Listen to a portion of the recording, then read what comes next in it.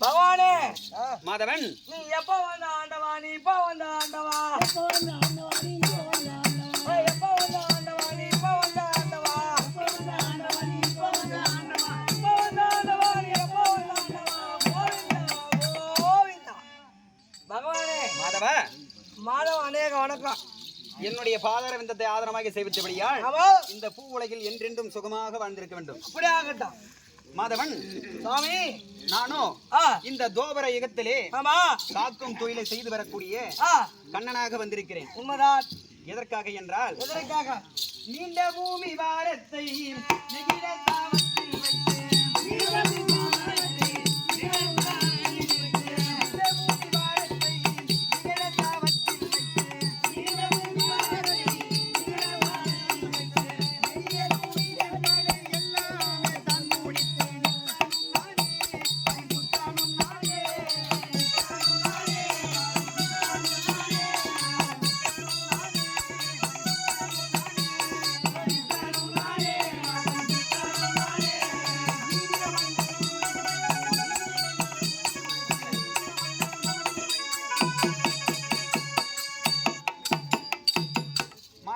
சாமி, முன்பொரு காலத்தில் என்ன நடந்தது தெரியுமா? என்ன நடந்தது? சிவனுக்கும் யமனுக்கும் யுத்தம் நடந்து கொண்டிருந்தது.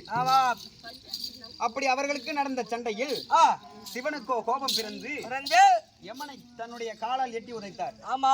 அப்படி உதைத்த உடனே யமனாகப்பட்டவர் 3.25 நாழிகையில் இந்த பூமியில் மூர்ச்சையாகிவிட்டார். ஆமா. அப்படி மூர்ச்சையாகிவிட்டதனால் இந்த பூ உலகில் 18 அக்ரோணை சேனைகள் உருவாகி என் தங்காவாகிய கூடிய பூமாதேவியின் பூமி பாரம் தாங்க முடியவில்லை. ஆமா. என் தங்கா என்ன செய்தது தெரியுமா? என்ன செய்தார்? என்னிடத்திலே வந்து அண்ணா, இந்த பூமி பாரம் என்னால் தாங்க முடியவில்லை, இந்த பூமி பாரத்தை நீதான் தீர்க்க வேண்டும் என்று தெரிவித்தது. அதற்கு நான் என்ன தெரிவித்தேன் தெரியுமா? தங்கா, அடுத்த பிறவியிலே தோபர யுகத்திலே கண்ணனாக பிறந்து கௌரவர்களையும் பாண்டவர்களையும் படைத்து இருவருக்கும் பகையை ஊட்டி 18 அக்ரோணி சேனைகளை அழித்து என்னுடைய பூமி பாரத்தை தீர்க்கிறேன் என்று சபதம் செய்து கொடுத்து விட்டேன். அதுக்கு உண்மைதான். ஆகையினால் இப்போது என்ன நாள் தெரியுமா? என்ன நாள்? பார்த்தாயா? அத்தை மக்கள் ஐவர்களும்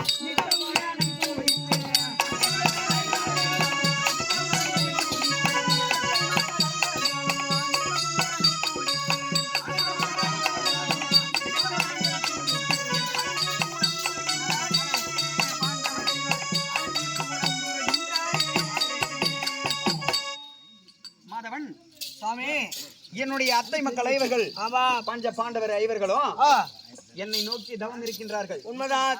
அன்னவர்களுக்கு காட்சியளித்து இன்று நடக்கக்கூடிய 17வது நாள் யுத்தத்திலே அவருக்கு வேண்டிய தக்க ஆலோசனையை தெரிவிக்க வேண்டும். உண்மைதான். புறப்படு. அப்படியே ஆகட்டும்.